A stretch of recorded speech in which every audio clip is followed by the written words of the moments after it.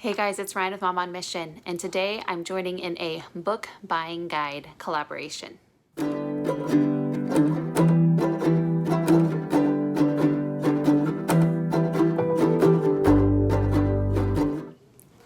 So I'm Rian. If you're new here, I am a Christ-following wife and a book-loving homeschool mom to 3 boys. Here I share all things biblical womanhood, homeschool, and book related. So if any of those interest you, make sure you subscribe and hit that notification bell to be notified every time we upload. We upload around 2 times a week. So today I'm joining in a collaboration hosted by Leilani over at Living with Eve. Make sure you check out her channel and check out the playlist down below if you are interested in seeing what books are great to buy kids. So this can be for your kids, be for your grandkids, your nieces, your nephews, your friends' kids, whoever. If you want to buy books for kids, these are books that are worth reading and worth buying for other kiddos. There's kinds of books that you like to check out and they're kind of fun, but they're not going to last. I feel like the books that I'm sharing with you have lasted in our home, are books that we will read and reread and are worth just having at home. I kind of broke them up into categories.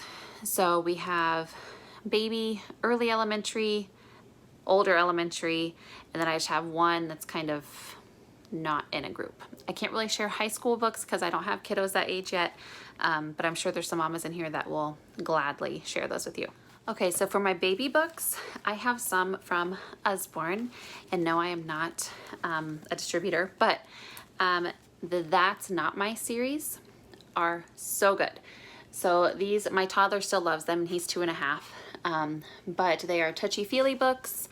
We have this one, That's Not My Plane, and we have this one, That's Not My Elephant. My little boy's obsessed with elephants. And so you'll go through and it says why this isn't your elephant. So this one's ears are too rough, and so it has that kind of Velcro scratchy material on it. And then this one, his trunk is too leathery, and so his trunk has kind of a weird feel to it. And then you go through and each one, it's not this, it's not that, his tail is too fluffy. And then the very end, yes, this is my elephant because his tusks are so smooth and he has really smooth tusks. So, the touchy-feely sensory stuff is really good for babies and toddlers too. They love these. And then next I have a classic, but literally ours is falling apart because especially my oldest, when he was a toddler, we read this book over and over and over. And I think it was a huge part of how he learned his ABCs, honestly. So this is, of course, Chicka Chicka Boom Boom by Bill Martin Jr. and John Archambault. So I shouldn't really have to say much about this. I'm sure you know about this book.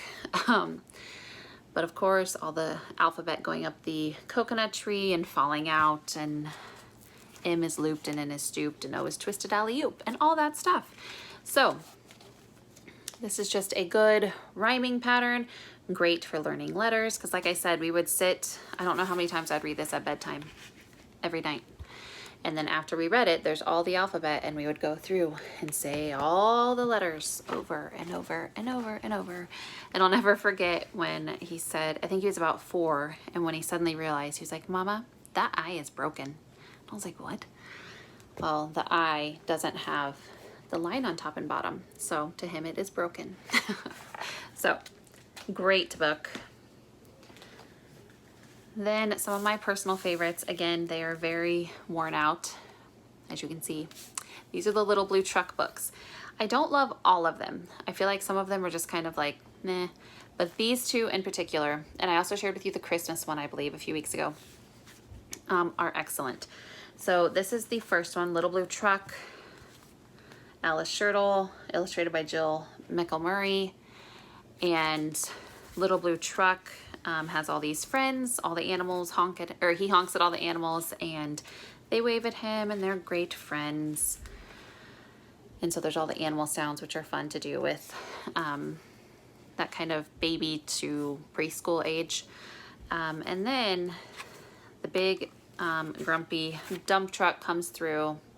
He gets stuck in the mud, and he doesn't have any friends to help him because he's rude. But the Little Blue Truck has mercy and is his friend and pushes him out of the muck and mire. and then he gets stuck, but guess what? He doesn't get left alone. He gets helped out by all his animal friends because he was a good friend. So there is a good moral to the story, and there's a good rhyming pattern to it. Head to head and rump to rump, they all push Blue who pushed the dump. So I used to have this book memorized. Like, my first 2 kids loved this. My 3rd one's just now kind of discovering it, so I'm sure we'll be reading it a lot more. But yeah, good moral, good rhyming pattern, great book. And then the second one is kind of similar. It's not quite as good as the first one, I don't think, but still has a really good rhyming pattern.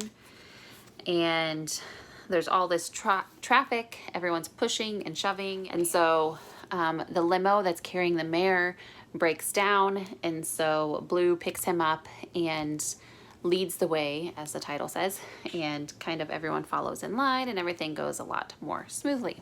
So kind of a book about being a leader instead of a follower, I guess. So those are all my books for that baby toddler age, kind of preschool, up to preschool. And then I have books for that younger elementary age, so when they're really into picture books, whether it's you reading it to them or they can read them themselves. Anything Eric Carle just pulls at my heartstrings. I'll let you know this collab was really hard for me because I have so many children's books that I just love. And so I picked some that are just no-brainers because I couldn't not mention them, but then I try to kind of pick ones that maybe you don't think to get kids. So any Eric Carle book is good as far as I'm concerned, but this one's actually one of my favorites. I mean, you can't go wrong with The Very Hungry Caterpillar, but Slowly, Slowly Said the Sloth. The whole point of this is that the sloth, everyone's kind of picking on him, and he just doesn't answer them and doesn't really say anything. Everyone's like, oh my goodness, you're so slow. You're so this, you're so that. You're so lazy, blah, blah, blah. And then at the end, he actually has a lot to say. He just didn't care to say it. And he just says, you know what, I like to do things slowly, and that's how I am. And so it's kind of cool. It talks about, it kind of makes you like realize like we don't always have to rush. Doing things slowly is sometimes okay. Slow obedience is not okay. Children, if you're listening. But, and you don't have to give an answer to everyone. That was my favorite part about this book, is like you don't have to fight with everyone who tries to pick a fight with you. So that's why I love this book. But any Eric Carle, really good choice. And then another classic is the Corduroy series. This is just the first one I grabbed, Corduroy Lost and Found by Dawn Freeman. And so this one is one of the sequels, obviously, but I've always loved the artwork in here, and the Corduroy books always have a really good meaning to them and are just pretty and beautifully written. So any Corduroy book, you're not going to go wrong. And then another one that I actually don't own but we need to buy is Goodnight Gorilla. I'll show you right here. And this is about a zookeeper locking up for the night and a mischievous gorilla who doesn't want the animals locked up for the night. So this gets giggles from my boys every single time we check it out from the library. So it's an excellent one to get too. So for older elementary, I actually have 6 books I'm going to share. Some of them are series, and these are just ones that either I just have enjoyed with my kids or ones that my kids have just eaten up, and so I think that other kids might too. So first there is this Treehouse series, not the Magic Treehouse, but right up here I'll show a picture, and they are very funny. Lots of illustrations in them. If you have a reluctant reader, if you have one that you think could be ready for longer chapter books but is reluctant to do so, these are great because there's tons of illustrations, so they do not get bored and they don't get intimidated by a lot of words on one page.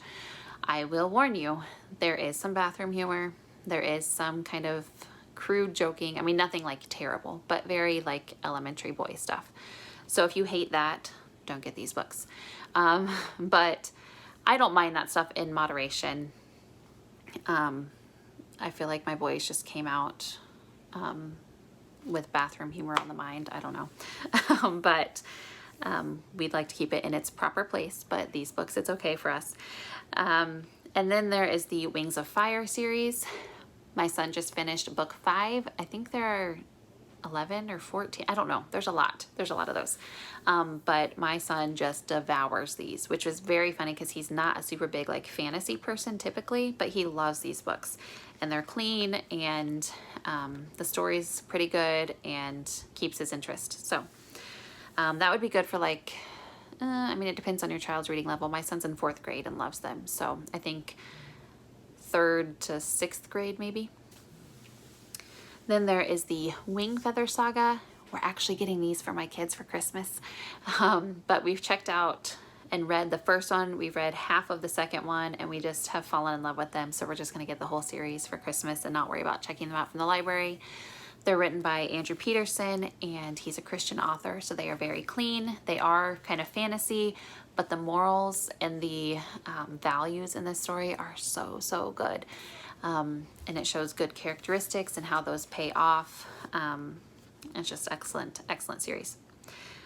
Now, these 3 are kind of ones that I loved as a kid, and my kids are still liking. So I'm like, these must be kind of like the timeless ones. And so I didn't want to share the obvious like Chronicles of Narnia and stuff like that, but just kind of these quirky ones that you might not think about. So my favorite book growing up was Matilda by Roald Dahl. And I love the movie, I love the book, I loved it all. And Roald Dahl has a very unique writing style. He's very funny. Some of his books are kind of a little too weird for me, but most of them are really good. And Matilda, of course, follows a little girl who ends up having magic powers, and she uses them to help get out of the bad home life that she's in. And it's funny, and it's heartwarming, and it's just really good. So I recommend that as a read aloud too. It's just really fun to read aloud with your kids. And then the Ralph the Mouse series. I actually didn't read these until I got a little bit older. And my son's reading, I think he's read all of them now. But they're very, very good. You get to follow Ralph around. Sometimes he's a little saucy, but I mean, overall, they're clean and they're good. And then the Fudge book series. And so this follows Fudge and all of his adventures of being an elementary boy and all of the funny things that happen and things that you think are a big deal when you're in elementary school, but they really aren't. But they're fun, they're funny, but they're clean. So we really like those. And then just as a little extra, these books I'm about to share are technically picture books, but they are great for read alouds for the whole family, mom and dad included. And these are the R.C. Sproul allegories.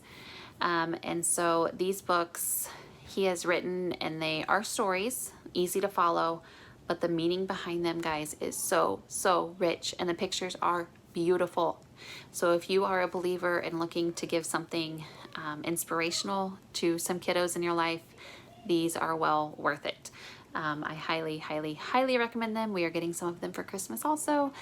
We've listened to most of them on audio, but we don't have any of the actual like copies, but I've looked at them and they are beautiful, and I cannot wait to get them for Christmas. So these are my books that I recommend buying this holiday season. If you're out shopping, these are great ones to look for. And be sure to check out Leilani's channel and the playlist down below. Subscribe if you haven't, and I will talk to you next time. Bye.